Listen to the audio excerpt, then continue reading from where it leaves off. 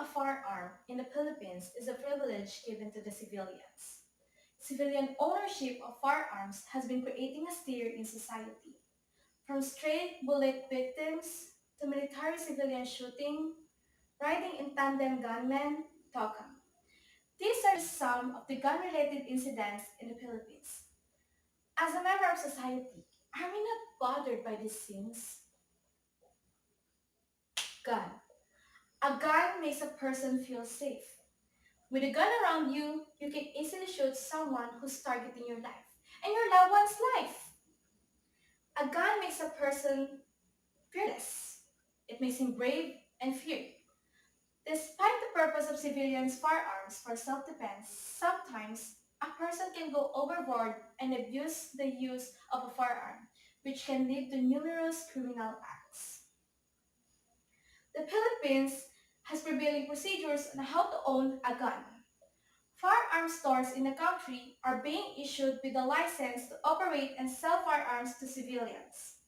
The only question here is, are those procedures being followed by the firearm outlets nationwide? The answer is no, it is not. There is an article online that tells a story of a journalist attempting to buy a gun. She was surprised by the requirements needed.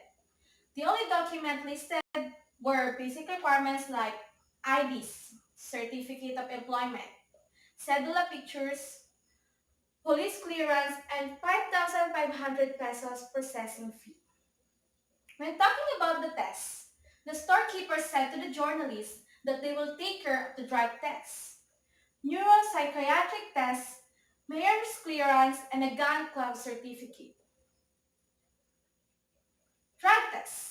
A test to determine if you are a user of illegal drugs. Neuropsychiatric test.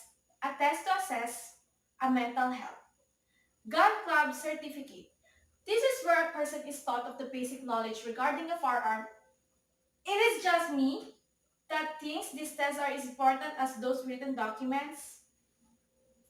Originally, Filipinos are only permitted to own only one short firearm and one long firearm. But Executive Order 194 issued under Estrada administration lifted the limits on gun ownership. If the sole purpose of civilian owning a gun is for self-defense, why would he need 3 or 4 guns at a time? It is not like a man with 2 hands can use 4 firearms altogether once, right? Come on guys, you're not in the movies. I think it's time for amendment and a stricter enforcement of law. What do you think?